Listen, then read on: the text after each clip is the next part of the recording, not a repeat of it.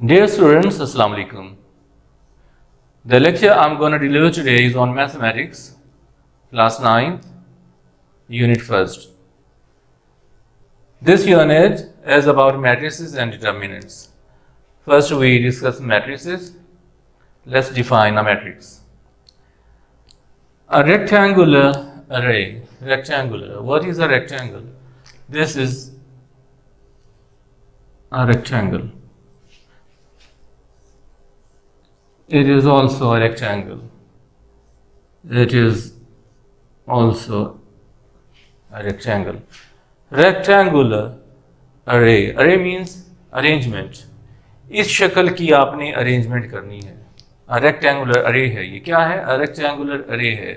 Rectangular इस शक्ल की अरेंजमेंट है, फॉर्मेशन है. और अ फॉर्मेशन अरे और अ फॉर्मेशन या फॉर्मेशन है इस शक्ल में आपने करनी है. इस शक्ल में, इस शक्ल में, इस शक्ल में फॉर्मेशन है. कैसे? Of collection of real numbers. Real numbers की कलेक्शन से रियल नंबर्स को आप कलेक्ट कर लें. रियल नंबर्स क्या होते हैं? All numbers, negative, positive, fractional, decimal numbers, all numbers, real numbers. You know real numbers very well. So rectangular अरे इस किस्म की अरेंजमेंट आपने इस तरह से आपने लिखना है. किसको लिखना है? Collection of real numbers. Real numbers को लिखना है. अब यहां पर है कलेक्शन ऑफ रियल नंबर्स, बहुत सारे रियल नंबर्स का मजमुआ. लेकिन एक भी अगर नंबर होगा तब भी वो क्या होगा? मैट्रिक्स होगा. तो लेकिन डेफिनेशन है उसे आपने समझना है. अ रेक्टेंगुलर अरे इस शक्ल का, इस शक्ल का, इस शक्ल का अरे अरेंजमेंट और अ फॉर्मेशन या इस किस्म की बनावट आप बना लें. फिर किसकी? Of real numbers. Real numbers की collection of real numbers. Real numbers को कलेक्ट करके उसे लिख दें. और उसके बाद इनक्लोज्ड बाय ब्रैकेट्स, और उन नंबर्स को ब्रैकेट्स में बंद कर दें. इज कॉल्ड, तो वो क्या है? Is called a matrix. तो वो मैट्रिक्स कहलाती है. अब देखें रेक्टेंगुलर अरे. मैं एक बनाता हूं, एक अरे बनाता हूं रेक्टेंगुलर. A B C. ये देखें रेक्टेंगुलर अरे बन गया. और ये क्या है? ये रियल नंबर्स है. ये की वैल्यू कुछ भी होती है. ये देखें ये रेक्टेंगुलर अरे बन गया. तो ये क्या होगी? मैट्रिक्स. ये मैट्रिक्स होगी. Matrix is the single form of matrices. Matrices is the plural form and matrix is singular. So A, B, C is a matrix. Similarly, A and B, this is also a matrix. And if I write this like this, A, B, this is also a matrix. And 2 minus 7, 3, 1, 2, 4, 1, 7, 9. This is another matrix. This is also a matrix.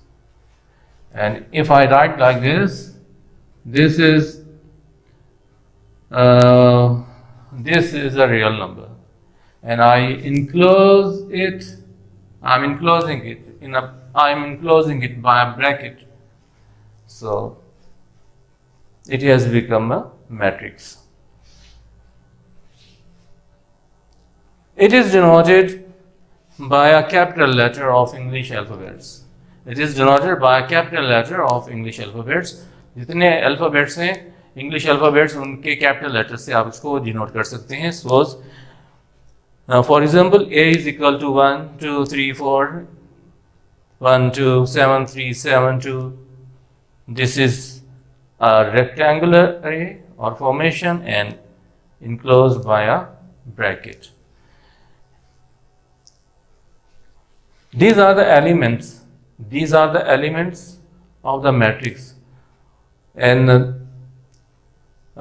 they are not written in capital letters. They are written in small letters. Elements are written in small letters. but the name of a matrix is denoted by a capital letter of English alphabets.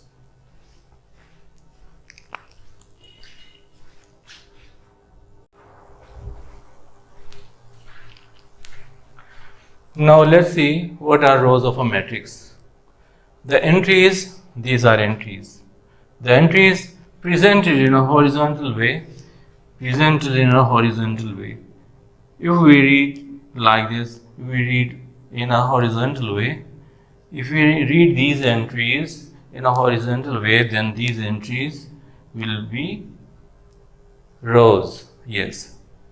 If we the entries presented in a horizontal way, अगर entries को हम horizontal way में present करें in a matrix, इसी matrix में are called rows कहलाती हैं. For example, A is equal to this. अगर हम इसे इस तरह से ज़ाहिर करें horizontal way में, इस तरह से, तो ये rows कहलाएंगी. ये 2 rows हैं इसके अंदर, एक ये R1 और एक ये R2, 2 rows हैं. ठीक है. और अगर हम इसी को ही वर्टिकल वे में प्रेजेंट करें, जाहिर करें, तो फिर वो कैसे कर सकती हैं? इसको अगर हम यूं कर दें तो इस तरह से ये यूं प्रेजेंट कर दें तो ये बन जाएंगी कॉलम्स. अब देखिए इसके अंदर कॉलम्स कितने होंगे? 1 2 3 और रोज कितनी होंगी? 1 2. तो इसकी डेफिनेशन ये बनेगी, यहाँ हॉरिजॉन्टल वे की जगह वर्टिकल वे कर देंगे. ये होता है हॉरिजॉन्टल वे और ये होता है वर्टिकल वे. ये यूं सीधा ऊपर से नीचे वर्टिकल और इस तरफ horizontal. The entries presented in a vertical way, अगर हम इनको वर्टिकल वे में प्रेजेंट करें इन अ मैट्रिक्स में आर कॉल्ड कॉलम्स, वो कॉलम्स कहलाते हैं. For example B is equal to this. So हमने यहाँ पर कॉलम्स वो करने हैं, तो हमने किस वे में इसको प्रेजेंट करना होगा? वर्टिकल वे में. तो वर्टिकल वे में ये देखें 1 2 3, ये 3 कॉलम्स हैं इसके.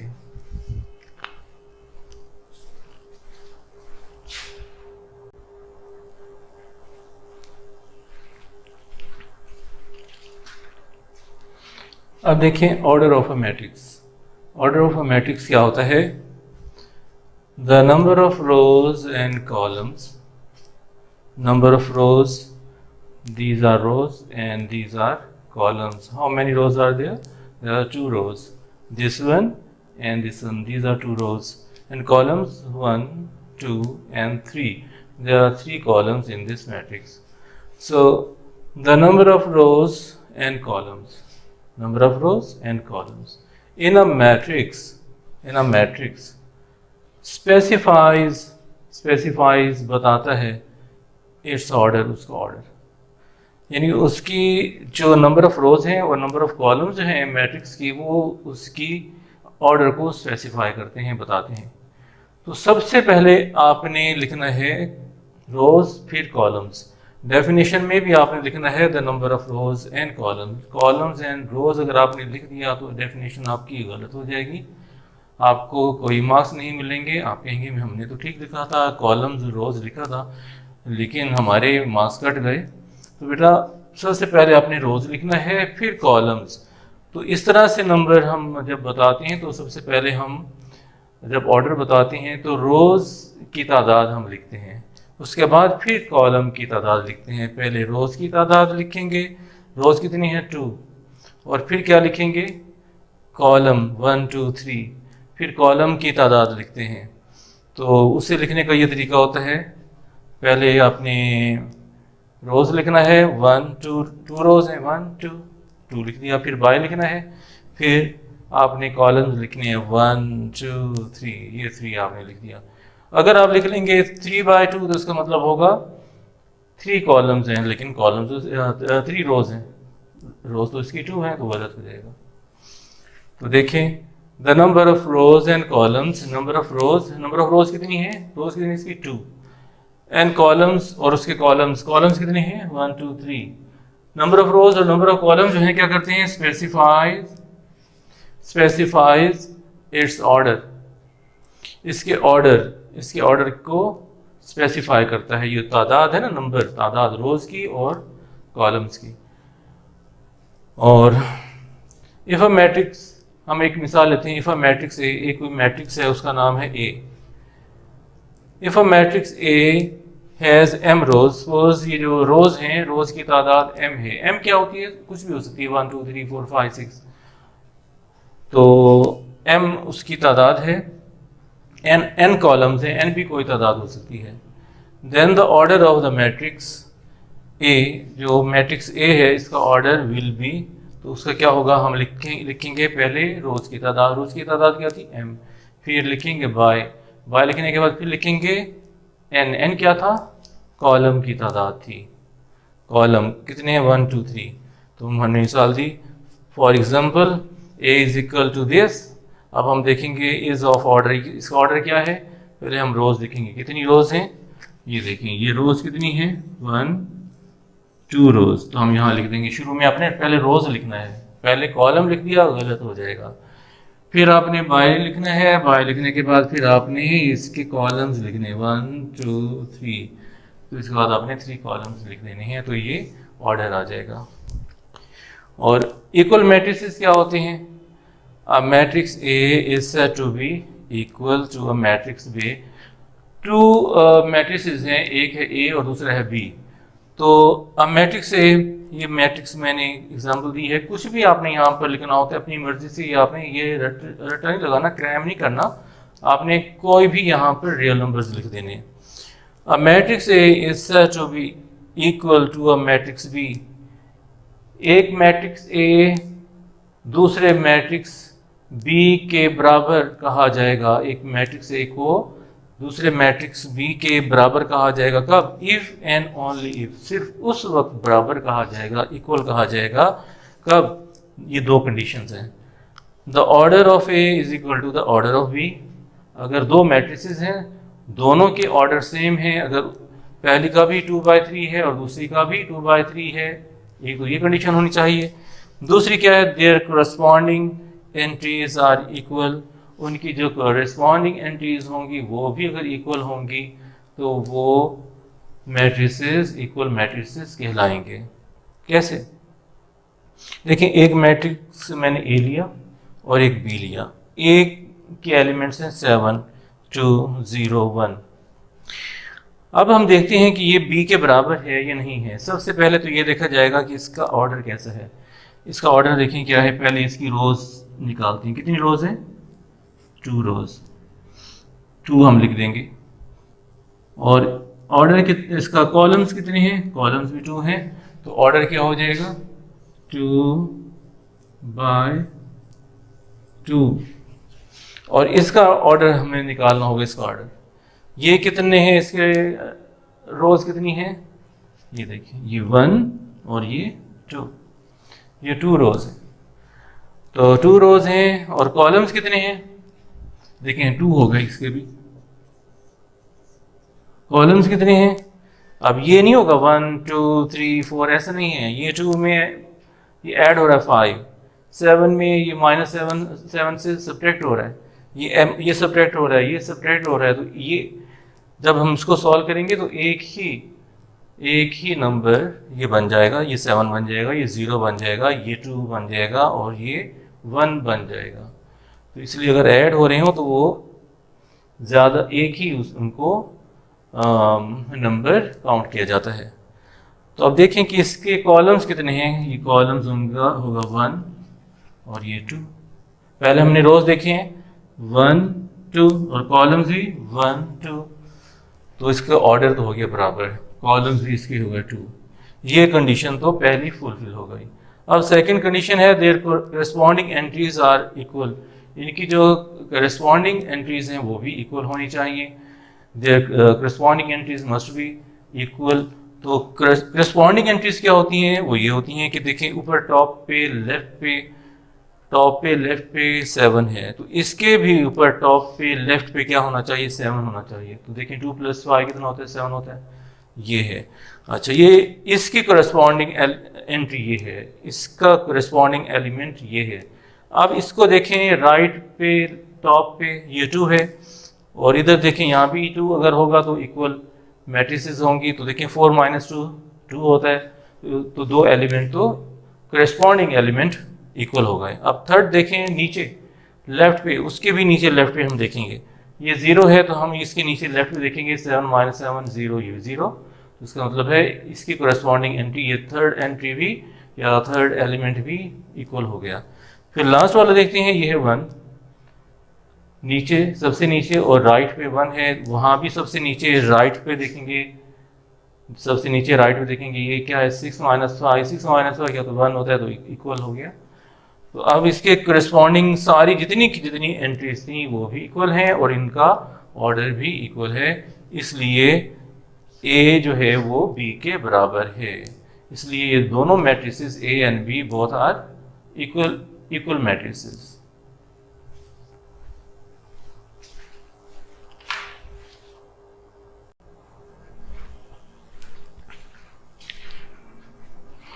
अब हम एक्सरसाइज 1.1 स्टार्ट करते हैं, और क्वेश्चन नंबर 1 है find the order of the following matrices.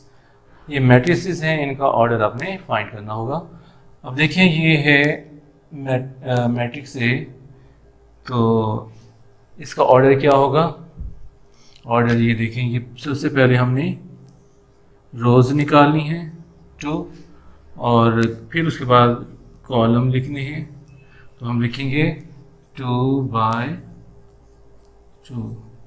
इसका क्या होगा? सबसे पहले रोज 2 रोज, और कॉलम्स भी 2 बाय 2। फिर सबसे पहले रो, कितनी रो है? 1 बाय, ये आपने ख्याल करना है पहले रो लिखना है, कॉलम नहीं लिखेंगे। 1 बाय, अब कॉलम्स कितने हैं? 1 2 1 बाय 2। ये कितना होगा? रोज कितनी है? 1 2 3, और कॉलम कितना है? 1, तो ये होगा 3 बाय 1। अब ये 1 बाय 3 अगर आप लिख देंगे तो गलत हो जाएगा।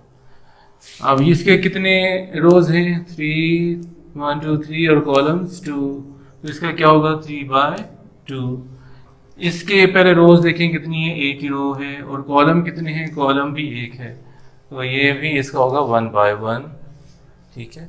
अब ये है नेक्स्ट क्वेश्चन है, which of the following matrices are equal? इनमें से कौन से इक्वल हैं? तो मैंने आपको बताया था कि इसके लिए 2 कंडीशंस हैं। एक तो क्या होना चाहिए? ऑर्डर सेम होना चाहिए, और उसके अलावा जो उसके करस्पॉन्डिंग एलिमेंट्स हैं वो भी सेम होने चाहिए।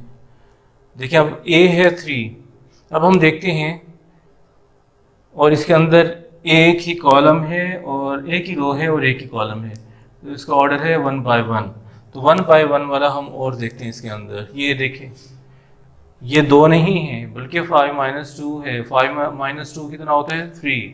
3 होता है, तो 3 है, ये भी 3, ये भी 3। इसका ऑर्डर 1 बाय 1, इसका ऑर्डर भी 1 बाय 1, इसका करस्पॉन्डिंग ऑर्डर 3, इसका भी करस्पॉन्डिंग जो एंट्री है वो 3 है, इसकी भी करस्पॉन्डिंग एंट्री 3 है। तो ये इक्वल मैट्रिक्स होंगी, दोनों ए और सी इक्वल मैट्रिक्स होंगी। तो इसमें लिखेंगे ए इज इक्वल टू सी। उसके बाद अब बी की तरफ आए, इसमें कितनी रोज हैं? 1, कॉलम कितने हैं? 2, तो 1 बाय 2 हम देखते हैं कोई ऐसी और है 1 बाय 2 वाली, तो ये भी 1 बाय 2 वाली है, लेकिन इसके करस्पॉन्डिंग एलिमेंट्स डिफरेंट है। इसका 3 है, इसका 5 है, फिर इसका 5 है, इसका 3 है, तो ये भी इक्वल इसके नहीं हो सकती। आगे चलें, ये भी नहीं हो सकती, ये भी नहीं हो सकती। अब ये देखते हैं 3 माइनस 1 कितना होता है? आप पहले तो इसका ऑर्डर देख लें। इसका ऑर्डर है 1 बाय 2। इसका ऑर्डर क्या है? इसका है 2, रोज 2 हैं, 2 बाय 1, ये भी नहीं होगा। ये क्या है? 2 बाय 1। पहले ये ज़हन में रखिए इसका ऑर्डर क्या है? 1 बाय 2। 1 बाय 2 वाली वर्ड ढूंढें। 1 बाय 2, ये 1 और ये 1 और ये 2, 3 और 2 एक ही है, एक ही नंबर है, तो 1 बाय 2 ये ऑर्डर इन दोनों का सेम है। अब देखते हैं कि इनकी करस्पॉन्डिंग वैल्यूज़ भी सेम हैं या नहीं। तो इसमें देखें कि इसका फर्स्ट एलिमेंट 3 है, तो इसका भी 3 है। इसका सेकेंड एलिमेंट 5 है, तो इसका भी 3 + 2 5 है। तो ये कौन सा बी और आई भी बराबर होगा, बी इज इक्वल टू आई के। अब आगे आए सी को देखें, सी में इसका ऑर्डर देखें क्या है, रो कितनी है 1 और कॉलम कितने हैं 2, नहीं 1, 5 माइनस 2 है तो 3, सिर्फ एक ही इसके अंदर नंबर आएगा 3, 5 माइनस 2 3, तो 3 ये भी 3 था ये भी 3 था, तो ये ए सी हो गया इसके इक्वल, ठीक है, ये हमने दिखा दिया। अब डी देखें, डी में है 5 एंड 3, ऑर्डर क्या है 1/2, पहले रोज हैं 1 और कॉलम्स हैं 2, तो 1/2 इसका ऑर्डर है, ज़हन में रखिए 1/2 आगे नहीं है 1/2, तो 1/2 ये है इसका 1/2 है, देखें ये भी 1/2 ये भी 1/2, ऑर्डर सेम लेकिन कोरेस्पॉन्डिंग एलिमेंट सेम नहीं है, 5 है ये 3 है, ये 3 है ये 5 है, ये कोरेस्पॉन्डिंग एलिमेंट सेम नहीं है। वैसे तो वो 5 और 3 है और ये 3 5 है, लेकिन ये कोरेस्पॉन्डिंग नहीं है। कोरेस्पॉन्डिंग वो होता है अपनी जगह पर, इस जगह पर अगर 5 है तो इसकी भी इस जगह पर 5 होना चाहिए, तो ये भी नहीं होगा। अच्छा जी, अब आ जाए इसके इक्वल कोई भी नहीं है, 5 और 3 के इक्वल कोई भी नहीं है। आगे यहाँ पर है 4062,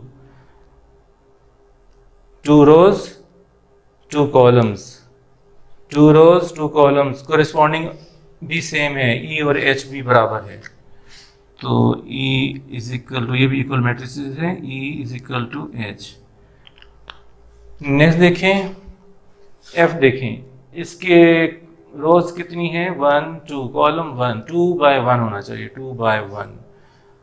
2/1, हाँ जी ये देखें 2 रोज कॉलम 1, 3 माइनस 1 2, 3 प्लस 3 6, तो देखें 2 और 6 आ रहा है। F और G भी इक्वल मैट्रिसेस हैं, एफ एंड जी। आगे आए, ये हो गया, ये देखें ये है 3 और ये होगा 3 + 2 5, तो पहले ऑर्डर देखें कितना है, just 1, there is just 1 row and column, there are 2 columns 1 and 2, और इसका ऑर्डर क्या होगा 1/2 देखें यहाँ पर 1/2 3, ये पहले हो चुका है b के साथ, b इज इक्वल टू आई, ठीक है। अब ये देखें j, 2 + 2 4, 2 - 2 0, 2 + 4 6, 2 + 2 2 + 0 2।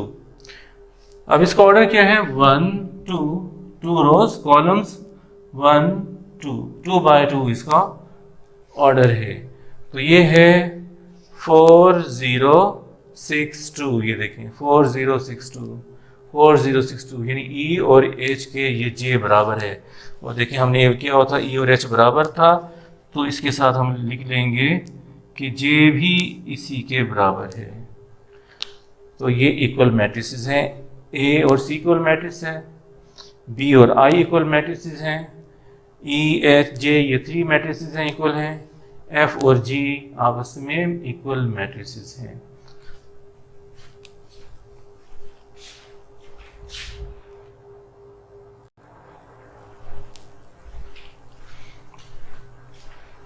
अब हम लास्ट क्वेश्चन करेंगे एक्सरसाइज 1.1 का, और क्वेश्चन है find the value of A B C and D।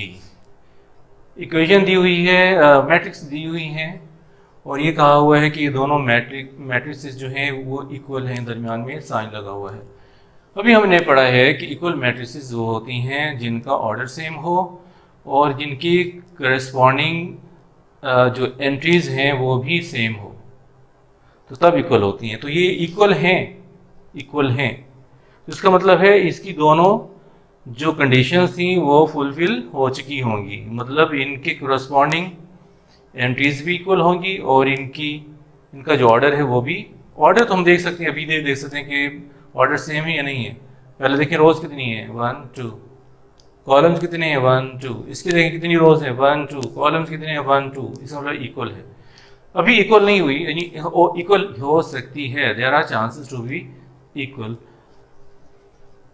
अब हम इसकी सेकंड जो कंडीशन है वो देखेंगे कि क्या वो कंडीशन, उस कंडीशन को भी ये फुलफिल कर रही हैं या नहीं। वो दूसरी कंडीशन ये थी कि a प्लस सी, ये ऊपर टॉप पे लेफ्ट पे, इसके ऊपर टॉप के लेफ्ट के बराबर होना चाहिए। अब ये तो 0 है लेकिन a प्लस सी है, तो हमें तो नहीं लग रहा कि ये तो 0 होना चाहिए था, लेकिन ये 0 हो सकता है। a की वैल्यू कुछ हो सकती है, c की वैल्यू कुछ हो सकती है। सपोज a की वैल्यू अगर 2 है और c की वैल्यू -2 है, तो 2 -2 0 हो सकते हैं। इसी तरह से a प्लस 2 भी यहाँ पर आ रहा है और यहाँ आ रहा है -7, तो यहाँ -7 आना चाहिए था, तो हो सकता है कुछ ऐसी वैल्यूज आ जाएं कि यहाँ भी -7 आ जाए। इसी तरह से c -1 है और यहाँ 3 है, हो सकता है यहाँ पर 4 -1 हो। 4 -1 क्या होता है? 3 होता है, ऐसा आ जाए।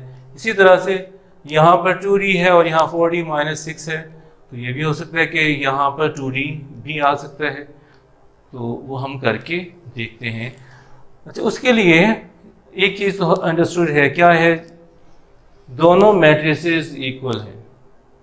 अगर दोनों मैट्रिसेस इक्वल हैं, कैसे इक्वल हैं? ये गिवन है, उन्होंने ये देखें इक्वल साइन लगाकर ये बता दिया है दोनों मैट्रिसेस इक्वल हैं। और ये भी अंडरस्टूड है कि ये वाला जो एलिमेंट है इस वाले एलिमेंट के बराबर है, ये वाला एलिमेंट इस एलिमेंट के बराबर है, ये वाला इसके, ये वाला इस एलिमेंट के बराबर है। ये गिवन है।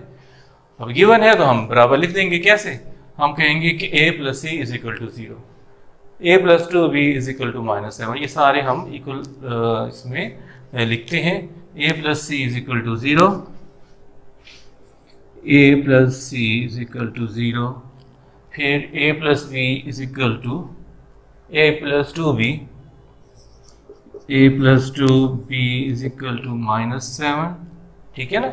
c -1 किसके बराबर होना चाहिए? 3 के, तो c -1 is equal to 3 and 4d -6 किसके बराबर होना चाहिए? 2d के। It should be equal to 2d। 4d -6 is equal to 2d। अब आप इन्हें नाम दे दें, equation number 1, equation number 2, this is equation number 1, this is equation number 2, this is 3 and this is 4। अब हमने इसे सॉल्व करना है। हमने वैल्यूज निकालनी है a, b, c और d की।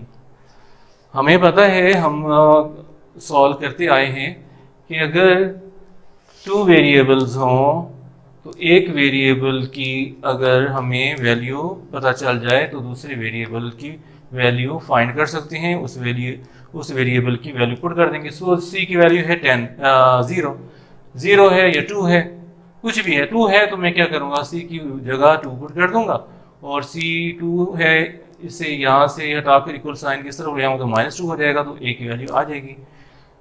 लेकिन यहाँ पर प्रॉब्लम ये है कि हमारे पास किसी की भी वैल्यू नहीं है, सब दो वेरिएबल्स हैं, दो वेरिएबल्स हैं। यहाँ पर देखें, बस ये c वाला, यहाँ पर सिर्फ एक वेरिएबल है। इसको हम इजीली यहाँ पर c की वैल्यू फाइंड कर सकते हैं। तो हम लिखेंगे फ्रॉम इक्वेशन 3, तो लिखेंगे फ्रॉम इक्वेशन 3। इक्वेशन 3 क्या है? c -1 is equal to 3।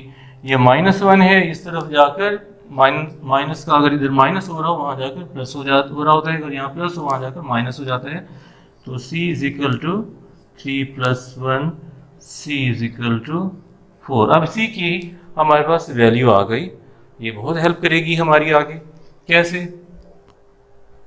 अब हम c की वैल्यू इक्वेशन नंबर 1 में पुट कर देंगे तो हमें a की वैल्यू भी हमें मिल सकती है। तो हम लिखेंगे फ्रॉम इक्वेशन 1, फ्रॉम इक्वेशन 1। तो इक्वेशन 1 हम लिखेंगे a plus c is equal to 0।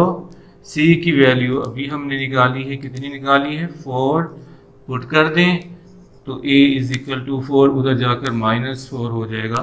तो हमारे पास a की वैल्यू भी आ गई, हमारे पास c की वैल्यू भी आ गई। अब हम इजीली बाकी भी फाइंड कर सकते हैं।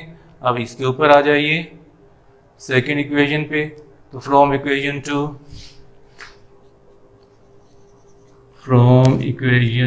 वो लिख लें आप a plus two b is equal to -7। अब देखिए हमारे पास b की वैल्यू नहीं आई, हमें सिर्फ a और c की वैल्यू आई है, तो b की नहीं आई। अब हम a की है तो a की वैल्यू यहाँ पुट कर दें, हमारे पास b की भी आ जाएगी। तो a की वैल्यू क्या कितनी है, a की वैल्यू है -4 plus 2b is equal to -7। अब 2b की हमने b की वैल्यू फाइंड करनी है, तो बाकी जो प्लस माइनस इसके साथ हो रहा है इसको यहाँ से हटाएं, -4 इधर माइनस हो रहा है वहाँ जाकर प्लस हो जाएगा, तो ये हो जाएगा 2b is equal to -7 plus 4 and 2b is equal to -7 plus 4 3 नहीं -3। आपने ये देखना होता है जो बड़ी अमाउंट हो, बड़ी फिगर हो, उसके साथ कौन सा साइन है, उसके साथ माइनस है तो इधर भी बाकी इधर भी साइन लगेगा माइनस, तो 3 2b इज इक्वल टू -3। अभी 2b की वैल्यू आई है, b की नहीं आई। b की कैसे आएगी, 2 यहाँ पर मल्टीप्लाई हो रहा है तो इधर जाकर डिवाइड होगा, तो हम लिखेंगे b इज इक्वल टू -3/2। तो क्या आंसर आएगा, डिवाइड करें -1.5, ये b की वैल्यू आ गई। a b हमारे पास आ गई a b c। अब d की चाहिए तो हम लेंगे इक्वेशन नंबर 4, फ्रॉम इक्वेशन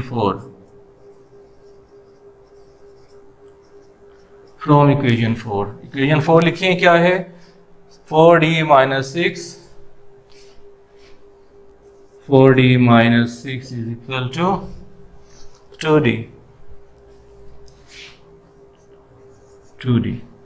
अब क्या करेंगे, यहाँ कोई और वेरिएबल, यहाँ भी एक ही वेरिएबल है d और d, इसको इकट्ठा कर लेंगे, यहाँ से भी आराम से आंसर आ जाएगा। कैसे, 2d को इसके साथ लिए सब्ट्रैक्ट हो जाएगा, ये देखें ये 4d ये प्लस का है, यहाँ भी ये प्लस का है।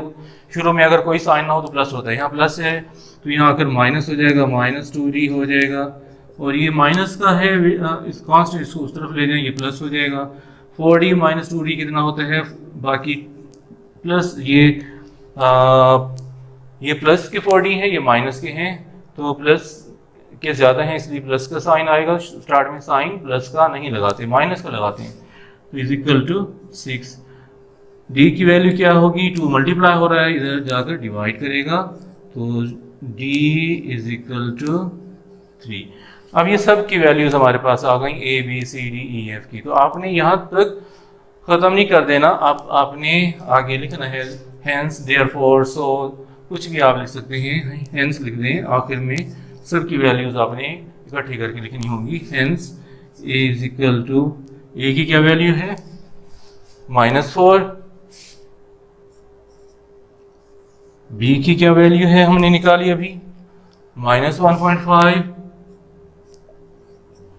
c की वैल्यू ये हमने स्टार्ट में निकाली थी 4, और d की वैल्यू अभी हमने निकाली है, d इज इक्वल टू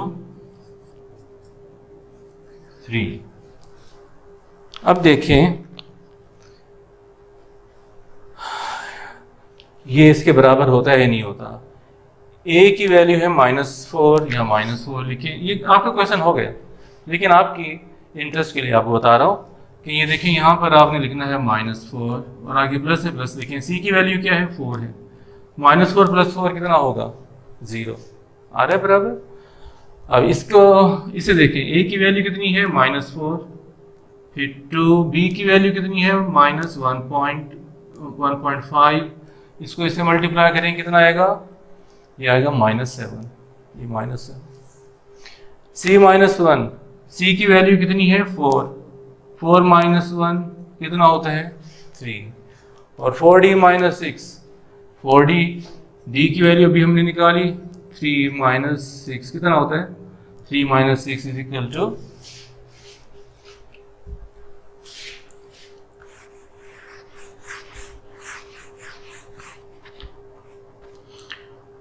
ये 12 और ठीक है। फॉर डी की वैल्यू 3 माइनस 6, तो अब इसको लिखिए 4 3 12 माइनस 6 इज इक्वल टू 6। अब देखें यहाँ पर आ रहा है 6, यहाँ पर आ रहा है 6, तो और यहाँ पर 6 है, यहाँ पर 2d है, तो इसे अगर हम ये इसका मतलब है 2d 6 के बराबर है, तो अगर 2d के बराबर आ रहा है 6 तो हम लिखेंगे 2d इज इक्वल टू 6। तो d इज इक्वल टू 2 नीचे जाकर डिवाइड करेगा तो क्या आंसर आएगा 3। तो इसका मतलब है d की वैल्यू 3 आ रही है। हम इसे इस तरह से भी बना सकते हैं, इस तरह से भी 2d, यहाँ पर 2d आना चाहिए। कैसे आएगा 2d, ये देखिए 6 को हम लिख सकते हैं 2 इंटू 3, लिख सकते हैं ना। तो ये 2 इंटू 3 क्या है, 3 था d, हमने d की भी वैल्यू निकाली थी, तो 3 की जगह हम लिख देंगे d, तो देखिए 2d आ गया। तो ये क्वेश्चन नंबर 3 था, आपकी एक्सरसाइज 1.1 कंप्लीट हो गई। अब आपने इसे 2-3 दफ़ा अपने घर पे करना है, तो उसके बाद हम नेक्स्ट एक्सरसाइज करेंगे।